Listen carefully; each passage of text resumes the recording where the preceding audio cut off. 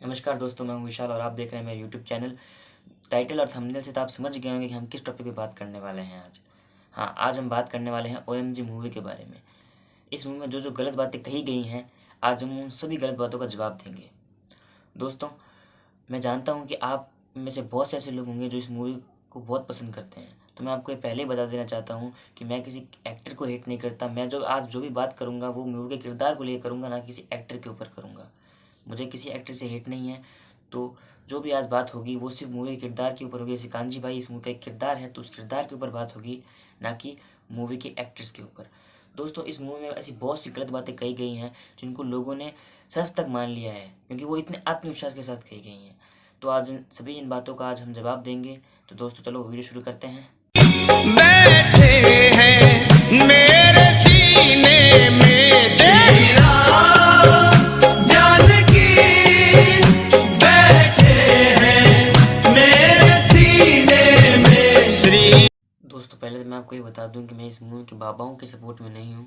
वो जितने गलत थे उतने थे और उनको उस मूवी में गलत बताया भी गया है। लेकिन मैं आज उस मूवी के इस किरदार के ऊपर बात करने वाला हूँ, जिस किरदार को इतना सच्चा और इतना अच्छा और इतना समझदार बताया गया है कि उससे मिलने के लिए स्वयं भगवान धरती पर आए हैं। मतलब कि जो साधु तब हजारों सालों तक भगवान की तपस्या करता है, उसको तक भगवान को पाने में बहुत बहुत समय लग जाता है। लेकिन कांजी भैया, हमारे कांजी भैया ने तो भगवान पे एक केस किया और भगवान धरती पर। कौन है ये लोग? कहां से आते हैं ये? दोस्तों, चलो आगे बढ़ते हैं इस मूवी की ओर। दोस्तों, इस मूवी के एक सीन में आपको यह बताया गया होगा कि कांजी भैया अपने स्कूटर लेके अपनी दुकान की ओर जाते हैं। और वो दुकान में क्या काम करते हैं ये तो आपको पता ही होगा। हमारे कांजी भैया दुकान में भगवान की मूर्तियां बेचने का काम करते हैं। अब गौर करना, जो इंसान भगवान को मानता तक नहीं, जो इंसान यह कहता है कि अंधविश्वास मत फैलाओ, जो इंसान भगवान के वजूद पर तक सवाल उठाता है, वही इंसान भगवान के मूर्तियां बेचकर अपना घर परिवार चलाता है। एक बात आप भी सोचो कि जिस इंसान को भगवान से इतनी प्रॉब्लम है, वो इंसान भगवान के नाम पर अपना घर चलाता है। अब ये बात किस हद तक सही है, ये आप मुझे बताइए। दोस्तों, जब कांजी भाई के इंटरव्यू में उनके सामने बाल अर्पण करने की बात आती है, तो वो कहते हैं कि बाल अर्पण करने से लोगों की श्रद्धा का धंधा किया जाता है। लेकिन वही कांजी भाई अपनी दुकान में म्यूनसिपैलिटी के पानी को गंगा जल बनाकर बेचते हैं। वही कांजी भाई अपनी दुकान में भगवान की मूर्तियां बेचते हैं, और वो भी इस अंदाज से बेचते हैं कि ये यहाँ से निकली है, वहाँ से निकली है, काशी से निकली है, मथुरा से निकली है, अयोध्या से निकली। तो कांजी भाई, मैं आपसे पूछना चाहूँगा, ये करते समय आप लोगों की श्रद्धा का धंधा नहीं करते? मतलब खुद करे तो रास लीला और दूसरा करे तो कैरेक्टर ढीला। जब दोस्तों ये मूवी रिलीज़ हुई होगी तब आपने इसे देखा भी होगा, प्यार भी किया होगा, पसंद भी किया होगा। लेकिन कभी किसी ने यह बात सोची नहीं।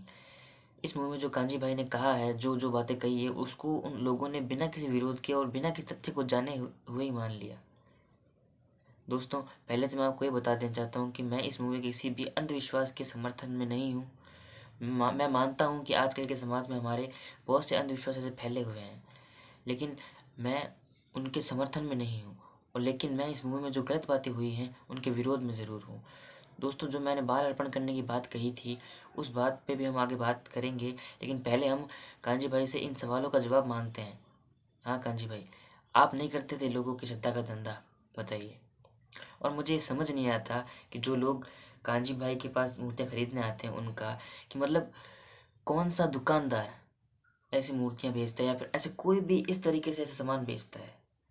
और इन लोग जो लोग खरीदने आते हैं वो ऐसे ऐसे सामान खरीद कैसे लेते हैं? मतलब कुछ तो लॉजिक हो। भारत में तो इतने भोले इंसान मैंने तो कभी नहीं देखे, जो मतलब ऐसे ऐसे कोई दुकानदार को चीज़ें बेचेगा और वो खरीद लेंगे। यार मतलब कुछ भी। दोस्तों, अब हम चलते हैं इस मूवी के कोर्ट वाले सीन की ओर, जिसमें कांजी भाई सिद्धेश्वर महाराज से कुछ सवाल पूछते हैं और फिर कहते हैं कि इनके मंदिर में तो गरीबों की एंट्री नहीं है, सर्दी हो चाहे गर्मी हो, गरीब बाहर बैठा रहता है। तो कांजी भाई, मुझे आपसे इस बारे में बस इतना कहना है कि हर जगह की यह स्थिति नहीं है। आपको तो उन बाबाओं को, उन महाराज को गलत ही साबित करना था उसमें में, इसलिए ये तो बात आपने कह दी। लेकिन हर जगह यह स्थिति नहीं है। हमारे धर्म में चाहे वो अमीर हो चाहे गरीब हो, सबको भगवान के दर्शन किया गया है। और गरीब भगवान के मंदिर में जाते भी हैं, बैठते भी हैं और उनके दर्शन भी करते हैं। तो यह बात सब जगह लागू नहीं होती है।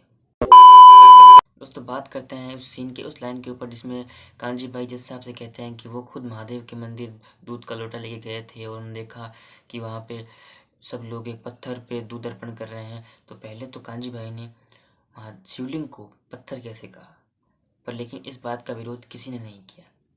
अब आगे चलते हैं कि जब कांजी भाई जैसा को बता रहे थे कि फिर वो दूध एक नाली से लग के आगे गटर में जाता है और वो टोटल वेस्ट होता है वो दूध फिर वो अपना दूध एक गरीब को देते हैं, वो जो गरीब उसे उस दूध को पी के कांजी भाई को कहता है कि भगवान तेरा भला करे। ये तो थी मूवी की सीन की बात, लेकिन मैं कांजी भाई से और आपसे सबसे पूछना चाहता हूँ कि क्या आपको पता है कि महादेव पे दूध क्यों अर्पण किया जाता है?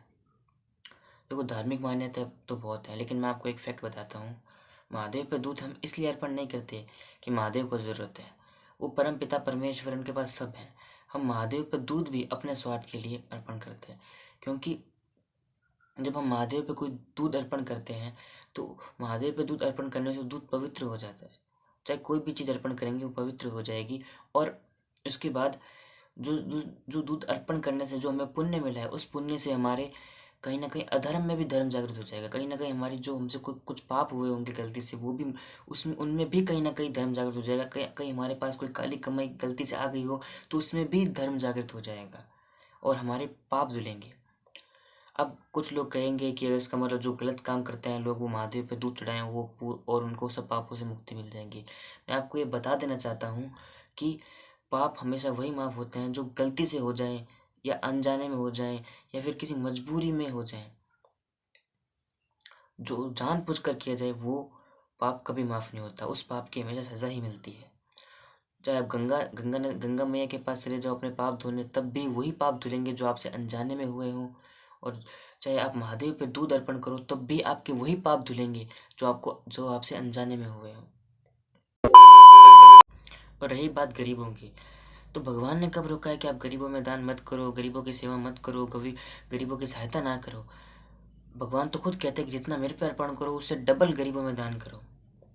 लेकिन एक बात इसमें सोचने की ये भी है कि अगर समझो आपके माँ बाप बूढ़े हो चुके हैं और वो दिन में 2-2 रोटी ही खाते हैं, और उस समय अगर आपको ख्याल आए कि यार बाहर तो एक गरीब ही बैठा है, उसको वो भी भूखा है, तो आप क्या करेंगे उस समय? आप उस समय माँ बाप की 2-2 रोटी में से एक रोटी निकाल के उस गरीब को दे के आएंगे या अलग से रोटियां बना के उस गरीब को दे के आएंगे? क्या करेंगे?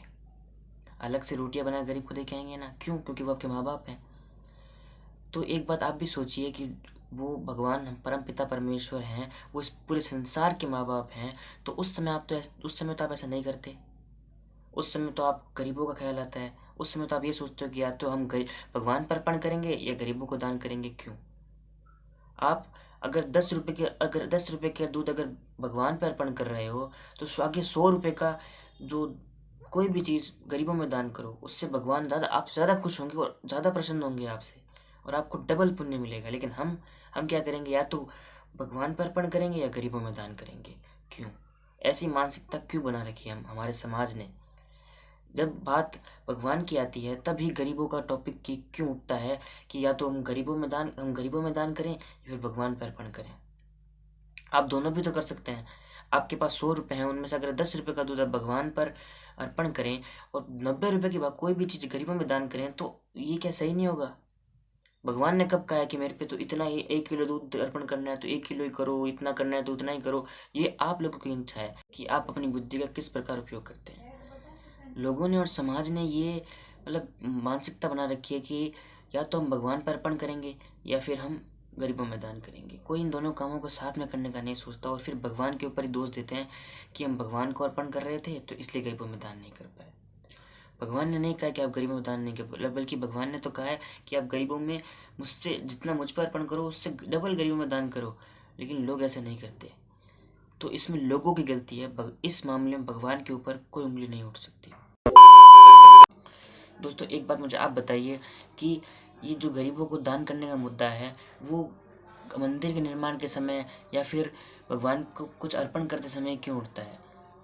ये मुद्दा तब क्यों नहीं उठता जब बॉलीवुड वाले अपने करोड़ों रुपए किसी अवार्ड फंक्शन में लगा देते हैं, कोई टीवी चैनल अपने करोड़ों रुपए किसी अवार्ड फंक्शन में लगा देता है, या फिर कोई बड़ा आदमी अपने बेटे की शादी में उनकी बर्थडे पार्टी में जब करोड़ों रुपए लगाता है, या फिर कोई मूवी का जब प्रमोशन होता है तब उसमें जब करोड़ों रुपए लगाए जाते हैं, तब ये मुद्दा क्यों नहीं उठता? तब लोग क्यों नहीं सोचते कि अगर इतना पैसा अगर गरीबों में दान किया जाता है तो उनकी कितनी मदद होती, कितने खुश होते वो लोग। लेकिन उस समय इस मुद्दे पे कोई बात नहीं करता। लेकिन अगर कोई आदमी अगर 100 रुपये भी अगर भगवान के सामने अर्पण करता है तो उस समय लोग उसे ज्ञान देने के लिए पहुंच जाते हैं कि अगर तूने ये पैसे भगवान के सामने अर्पण किए, इससे अच्छा तो भगवान अगर किसी गरीब को देता तो उसे कितनी मदद होती।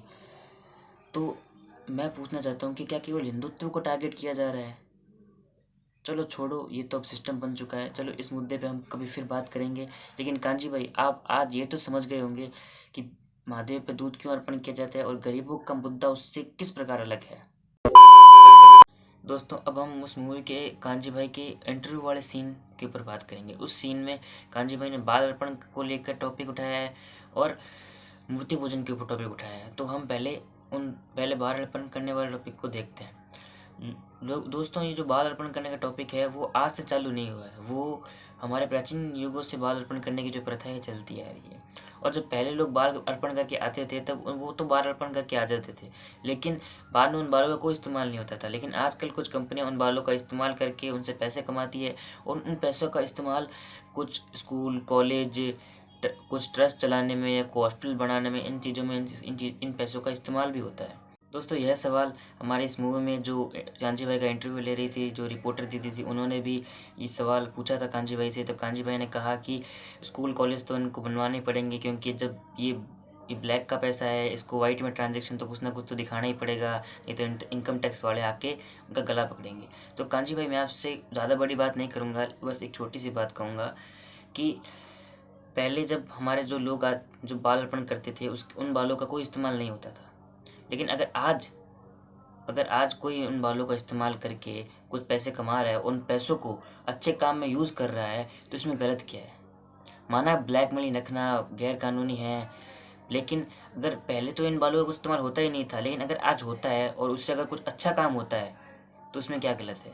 मैं किसी ब्लैक मनी रखने वालों के या फिर ब्लैक मनी के सपोर्ट में नहीं हूँ, मैं ब्लैक मनी रखने वालों के बिल्कुल विरोध हूँ। लेकिन मैं सिर्फ इतना अपना मोटिव बताना चाहता हूँ कि अगर जिस चीज़ का पहले कोई इस्तेमाल होता ही नहीं था, उस चीज़ का अगर इस्तेमाल करके कुछ अच्छा काम किया जाए तो उसमें क्या गलत है? तो इससे लोग कैसे श्रद्धा का धंधा कर रहे हैं? कांजी भाई, श्रद्धा का धंधा जो आप कर रहे थे ना, उसको कहते हैं, आप लोगों की श्रद्धा का धंधा कर रहे थे, लोगों को गलत बता के अपनी चीज़ें बेच रहे थे। लेकिन जो ये बालों का जो टॉपिक है, उसमें एक वेस्ट मटेरियल का इस्तेमाल करके लोग अपना बिजनेस कर रहे हैं और इसमें कुछ गलत नहीं है। और वो चीज़ वेस्ट ही हो रही है, तो इससे अच्छा कि उसको इस्तेमाल करके आगे कोई अपना बिजनेस करे, आगे किसी मतलब कि कोई भी स्कूल, कॉलेज, कुछ भी जनता की भलाई के लिए कुछ तो हो उससे।